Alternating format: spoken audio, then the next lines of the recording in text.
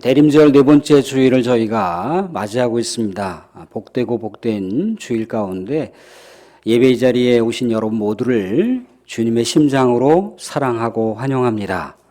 옆에 계신 분들에게 조심스럽긴 하지만 사랑하고 축복합니다. 잘 오셨습니다. 코로나 잘 이겨내십시다. 인사 한번 하겠습니다.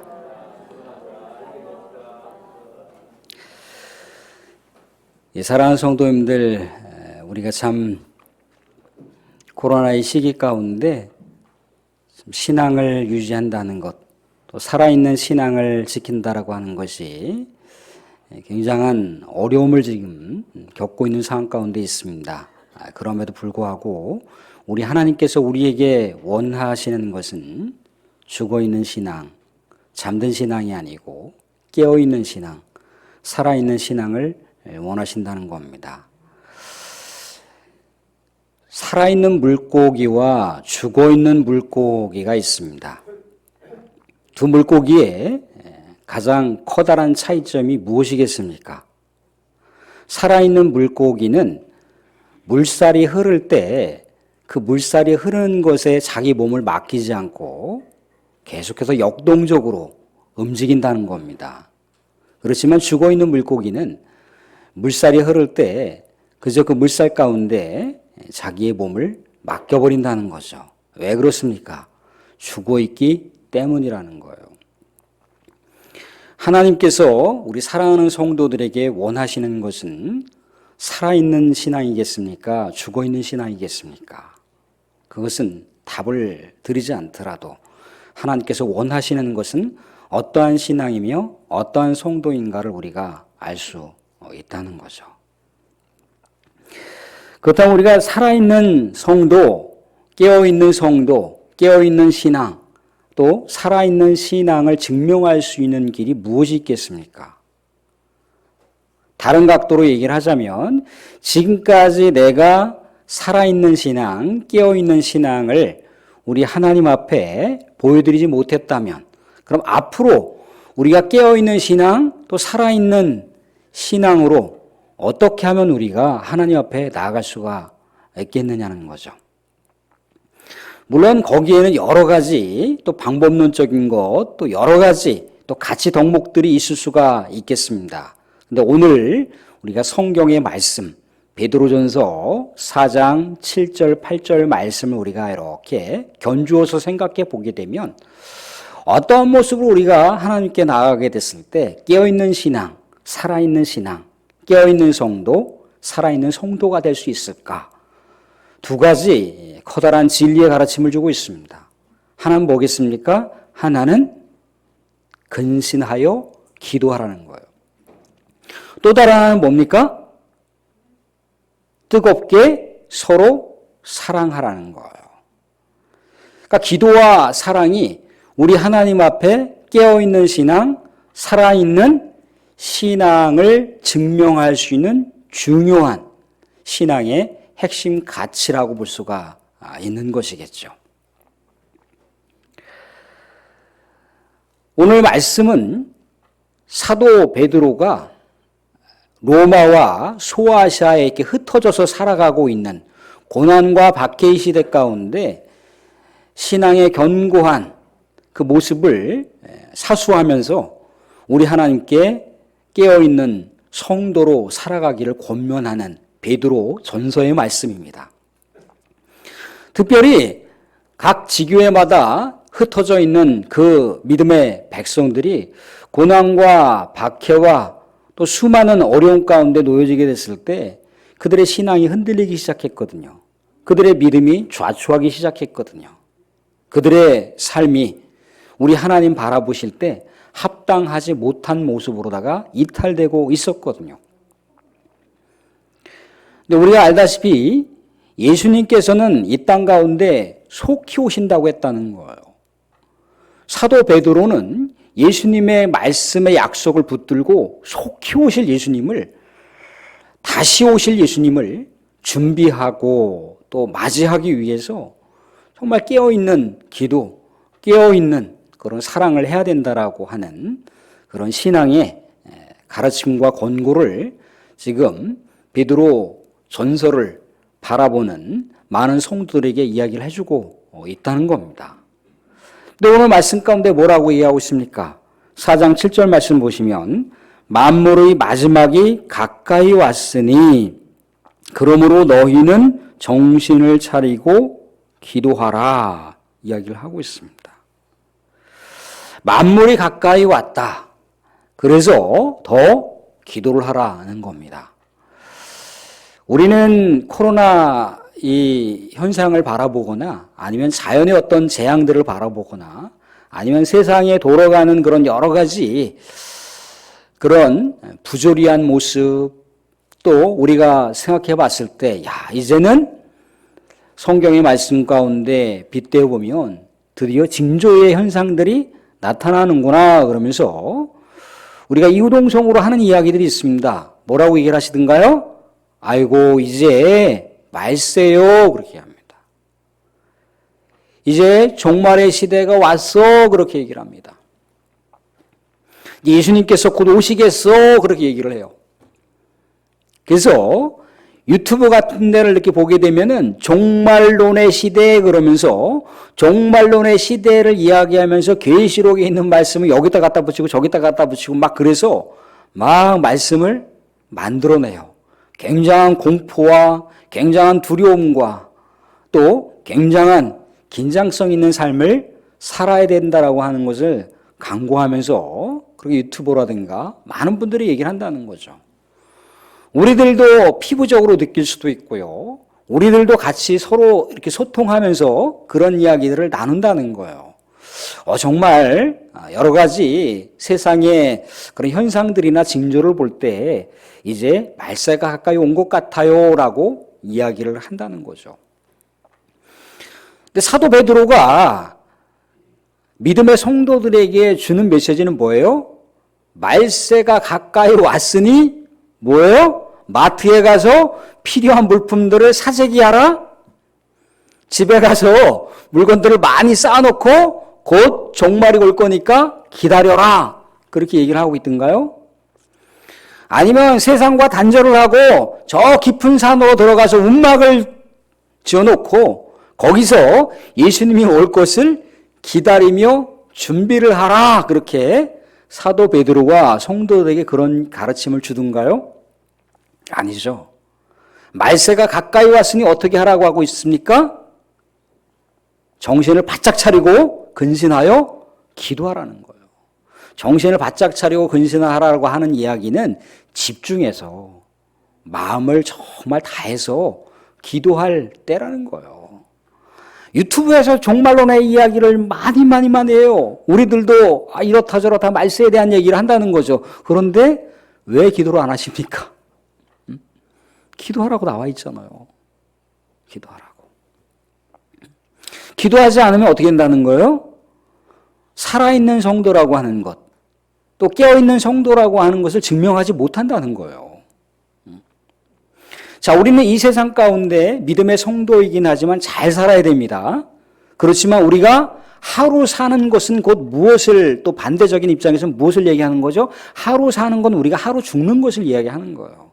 우리가 이 세상 가운데 잘 사는 것도 중요한데 잘 죽어가는 것도 중요하다는 거예요.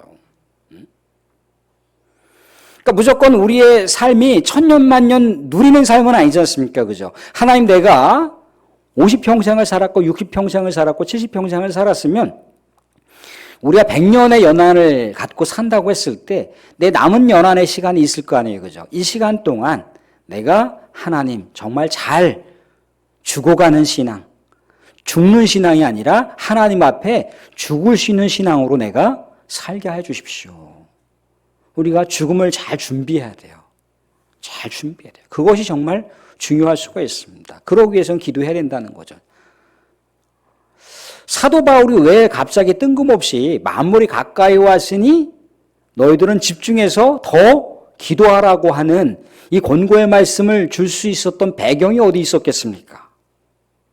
예수님께서 십자가 고난의 그 현장 가운데 놓여지게 됐을 때 예수님께 어떻게 하나님께 나아갔습니까? 이제 곧 내일이면 체포를 당해서 예수님께서 채찍에 맞고 갖은 고문을 당하고 갖은 희롱과 조롱을 당한 뒤에 십자가에서 처형을 당하게 되는 그런 상황에 직면해 있단 말이죠. 예수님께서 이러할 때 어떻게 반응을 하셨던가요? 하나님한테 기도하셨죠. 하나님, 정말 이 잔, 이 죽음의 잔, 이 십자가의 사명이 제가 감당해야 될 사명입니까? 정말 하나님 피하고 싶습니다. 정말 하나님 수치스러운 죽음을 내가 죽고 싶지 않습니다. 하오나 하나님의 뜻이라면, 아버지께서 원하시는 것이라면, 인류를 위한 사명의 길이라면 아버지 하나님의 뜻을 받들겠습니다. 라고 하면서 기도 가운데 하나님의 뜻을 세웠다는 거죠. 그러면서 사랑하는 제자들에게 뭐라고 얘기했습니까? 사랑하는 제자들아, 잠들지 않게 깨어 기도하라. 깨어 기도하고 잠들지 않게 하라. 제자들이 어떻게 했던가요? 제자들이 다 주무셨어요. 다 주무셨습니다. 그래서 결과가 어떻게 됐던가요? 제자들이 다 예수님을 배신하더라는 거죠. 심지어 가룟 유다는 예수님을 팔았습니다. 재정부 담당 장로했던 담당했던 그 제자가 예수님을 팔아버렸어요. 나머지 제자들은 36개 주랭랑을 쳐버리는 그러한 비참한 예수님이 제자들과 아픔의 현주소를 경험하는 것. 제자들이 근신하여 깨어 기도하지 않다 보니까 다 무너지더라는 거죠. 한순간에 무너지더라는 거죠. 기도하지 않으면 잠든 신앙이 된다는 거예요. 기도하지 않으면 죽어가는 신앙이 된다는 겁니다.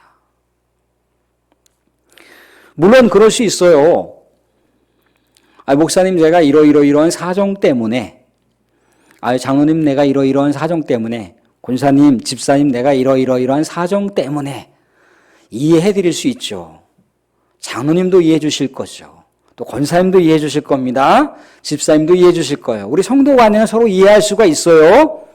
그래 그분 그럴 수밖에 없을 거야 라고 전후 사정과 배경들을 충분하게 서로 소통하면 이해해 줄 수는 있어요. 근데 우리 주님한테 이해시킬 수 있겠습니까? 주님은 정말 십자가에서 모든 것을 다 죽기까지 우리를 사랑하셨고 모든 것을 다 내주셨는데 그 주님 앞에 가서 주님 내가 상황이 이러저러해서요 제가 기도를 못했습니다. 이해해 주시지요? 주님을 설득시켜 보십시오. 주님께 한번 이해를 구해 보시라는 거죠.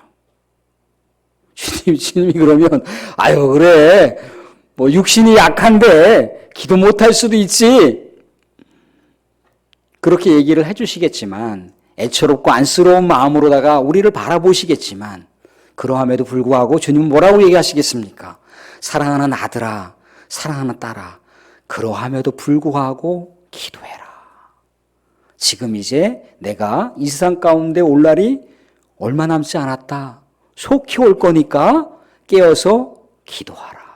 마음을 다하여 기도하라. 그렇게 우리의 저 심령 깊숙한 곳에서 노크를 하시면서 메아리 치시지 않겠습니까? 사랑하는 성도님들, 우리가 깨어 기도하면서 우리 주님께 살아있는 신앙을 증명해 드릴 수 있는 우리 성도들이 될 수 있기를 주님으로 축원드립니다. 또 오늘 뭐라고 얘기하고 있습니까? 뜨겁게 서로 사랑하라고 하고 있습니다. 뜨겁게 서로 사랑한다라고 하는 것은 어떠한 결과를 난다고 했죠? 허다한 죄를 덮는다고 했습니다. 허다한 죄를 덮는다. 우리가 이렇게 바이러스 시대를 살아가고 있습니다. 그래서 참 어떻게 보면은 사회적인 거리두기, 또 우리의 일상적인 생활의 거리두기를 또 하고, 또 마스크를 이렇게 우리가 착용을 하고, 어떻게 보면 서로 상대방에게 피해를 주지 않는 그런 적절한 삶의 관계를 이렇게 만들어가고 있다는 겁니다. 그렇지만 우리가 또 항상적으로 잊지 말아야 될 건 뭐라고 이해하고 있습니까? 우리가 거리는 두고 있지만 마음의 거리는 두지 맙시다. 그건 뭘 얘기하는 건가요? 서로 생각하자는 거죠. 서로 사랑하자는 거죠. 서로서로 챙겨주자는 거죠. 서로서로의 삶을 살펴보자는 거죠. 사도 바울은요, 지금 고난의 시대를 살아가고 있는 백성들이 과연 사랑할 여력이 있겠습니까? 내 밥그릇에 양식이 있어야지 누군가의 양식을 나눠줄 수 있을 거 아니겠어요, 그죠? 그런데 우리의 사랑으로는 한계가 있죠. 우리의 사랑으로는요, 우리가 나름대로의 결핍이 있고 한계가 있고 나름대로 우리의 사랑 가운데는 바닥이 있는 상황인데 어떻게 사랑을 퍼줄 수가 있겠습니까? 이 사랑은요, 우리의 사랑으로 하라는 게 아닙니다. 예수님께 받은 사랑. 예수님께서 우리에게 주신 사랑으로다가 우리 옆에 있는 이웃들, 우리 교회 믿음의 동지들에게 나눠주라고 하는 거예요. 내가 누군가를 사랑하게 됐을 때 예수님의 사랑으로 사랑하지 못하지 않습니까? 그러면 보상심리라고 하는 게 있어요. 나는 저 집사님에게 정말 많은 것을 쏟아부었는데, 나는 저 권사님에게 정말 많은 것을 쏟아부었는데 왜 저 사람은 나한테 대우를 요 정도밖에 하지 않을까? 늘 언제나 계산적이 될 수가 있다는 거예요. 언제 예수님께서 우리를 사랑하실 때 계산적인 사랑을 하셨던가요? 언제 우리 예수님께서 우리들에게 사랑을 퍼주실 때 요만큼 자로다가 이렇게 재시면서 나눠주셨던가요? 아니죠. 풍성하게 넘치도록 부어주신 사랑이라는 겁니다. 그런 사랑으로다가 사랑을 하라는 거예요. 그러하게 됐을 때 심지어 우리 사람과 사람 사이에 잔재어 있는 관계가 깨어지는 여러 가지 죄악들이 다 녹아질 수가 있다는 거예요. 허다한 죄를 덮는다고 하지 않습니까? 사도 바울이 왜 이런 사랑의 권고를 할 수 있었던 근거가 어디 있었겠습니까? 예수님께서 사랑하는 제자들에게 고별 설교 가운데 뭐라고 얘기하셨던가요? 사랑하는 제자들이여, 너희들 서로 사랑하라. 내가 너희들을 사랑한 것처럼 서로 사랑하라. 너희들이 서로 사랑하면 이로써 너희들은 내 제자임을 세상이 알리라. 그렇게 얘기를 했더라는 거예요. 예수님께서는 또 뭐라고 하셨던가요? 산상수훈의 가르침에 따르면 원수들이 너희를 핍박을 했으니까 그대로 원수들을 너희들이 핍박하라. 원수들을 너희들이 그대로 복수하라. 그렇게 예수님께서 가르쳐 주셨던가요? 아니죠. 핍박하는 자를 위해서 기도하고 원수들조차도 그들을 위해서 기도하고 그들을 위해서 사랑에 힘쓸 것을 예수님께서 말씀하셨다는 겁니다. 예수님의 이 사랑과 이 놀라운 포용 정신을 어디서 우리가 또 엿볼 수 있느냐면요. 예수님께서 체포대에게 막 이렇게 체포를 당하는 순간 가운데 요한복음을 보시게 되면은 베드로가 칼을 쫙 뽑아서 내 선생님을 누가 체포할 수 있단 말이야 그러면서 대제사장의 종이었던 말고의 귀를 베어버립니다. 자기 스승을 지키겠다는 거죠. 자기의 스승을 자기가 목숨을 바쳐서 지키겠다는 거예요. 예수님께서 뭐라고 얘기하십니까? 베드로에게 너가 뽑은 칼을 칼집에 다시 도로 집어넣으라고 얘기하신다는 거예요. 그러면서 자기를 계시하시면서 체포대에게 체포당하는 그런 광경을 우리가 볼 수가 있다는 거죠. 예수님은 비폭력 무저항 정신을 보이셔서 마침내 아버지께서 자기에게 받들라고 했던 고난의 잔, 십자가 죽음의 잔, 사랑의 잔을 끝끝내 받아 드셨다는 거예요. 그게 십자가 마지막 운명하시는 상황 속에서도 세상의 수많은 사람들을 이해하시고 그들을 품으시고 그들을 위해서 용서하시고 그들을 위해서 사랑하시면서 우리 하나님 품에 안기셨지 않습니까? 그런 놀라운 원수의 사랑조차 잊지 않고 우리 제자들에게 갈파하셨을 때 제자들이 마침내 우리 예수님께서 어떠한 사랑으로 그렇게 수많은 사람들에게 또 이웃들에게 믿음의 동료들에게 동지들에게 사랑을 증거하고 전하라고 하는지를 알았다는 거예요. 우리가 그래서 우리가 초대교회 역사를 보게 되면요, 나중에 로마 황제 중에 콘스탄티노플이라고 하는 황제가 있어요. 아무리 기독교인들을 박해하고 저들을 위해서 정말 광폭적인 그런 살인을 저지른다 할지라도 기독교인들이 오히려 로마의 원로원들이나 로마의 황제를 위해서 기도를 하고 있더라는 거예요. 핍박하는 자를 위해서 기도하고 있고요. 또 그들을 위해서 나름대로 사랑의 실천을 과감하게 행동하는 그런 모습을 봤던 거예요. 그래서 이 콘스탄티노플 황제가 어떤 칙령을 내립니까? 밀라노라고 하는 칙령을 내려요. 우리 대로마도 이제 기독교를 국교화하노라고 하면서 공포를 하더라는 거죠. 기독교를 국가의 종교로다가 받아들이는 밀라노 칙령을 설포했어요. 공포한다는 건 뭐겠습니까? 기독교인들이 깨어서 기도하고 깨어서 사랑을 하는 그 모습 때문에 감동을 받아서 그가 꿈속에 그런 기독교를 받아들이게 됐을 때 로마가 정말 부흥한다라고 하는 것을 봤다는 거예요. 사랑하는 성도님들, 우리 한국교회가 이 세상 가운데 수많은 고난과 아픔과 괴로움을 겪었습니다. 거대한 두 양대산맥을 거쳤어요. 일본 제국주의라고 하는 그런 시대적인 고난을 겪었고요. 또한 이데올로기 때문에 많은 고난을 겪었습니다. 그런데 이 두 고난을 겪으면서도 불구하고 한국교회는 계속해서 깨어 기도를 했다는 거예요. 이 고난과 박해와 어려움과 탄압의 이 시대 속에서도 우리 기독교 믿음의 백성들이 우리 하나님을 향한 사랑과 또한 이웃을 향한 사랑을 실천했다는 거예요. 그래서 한국 사회로부터 영향력을 가질 수가 있었던 거예요. 곧 무엇을 상징하는 겁니까? 한국 교회의 부흥을 상징한다는 거예요. 한국 교회를 하나님께서 사용하시더라는 거죠. 그게 바로 어려움과 고난과 정말 역경의 시대 속에서도 깨어 근신하는 교회, 깨어 사랑하는 교회를 우리 하나님께서 사용하신다라고 하는 그 증거의 역사를 우리가 한국교회 그 시대적인 아픔과 고난 속에서도 그런 놀라운 기도와 사랑을 실천했던 산 증거의 모습을 통해서도 우리가 엿볼 수가 있다는 겁니다. 사랑하는 성도님들, 말씀을 맺겠습니다. 우리는 지금 어려운 시대를 살아가고 있습니다. 그러나 우리가 우리의 육신도 운동을 하지 않으면 어떻습니까? 몸에 노폐물들이 낀다는 거예요. 그래서 자꾸 혈관이 막히기도 하고요. 여러 가지 신경이 쇠약해지기도 하고요. 각종 다양한 질병들이 생길 수도 있습니다. 그래서 병원에 가셔서 진단을 하시면 어떻습니까? 이런저런 진단과 처방과 또 약을 이렇게 처방해서 드시라고 권고를 합니다. 그런 다음 뭐라고 얘기하던가요? 적절하게 운동을 해주시면 정말 좋겠습니다. 라고 얘기를 하신다는 거예요. 적절하게 운동을 한다라고 하는 건 뭐죠? 모든 신체 기능을 원활하게 해준다는 거예요. 사랑하는 성도님들, 기도도 마찬가지고요. 사랑도 마찬가지입니다.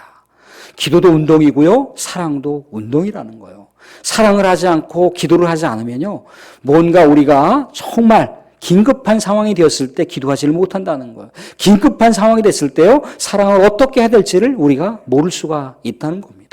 그렇지만 오늘 말씀 가운데 뭐라고 얘기합니까? 이제 만물이 종말이 가까이 왔다라고 얘기합니다. 만물의 마지막이 가까이 왔다라고 합니다. 그래서 기도하라고 하고 있습니다.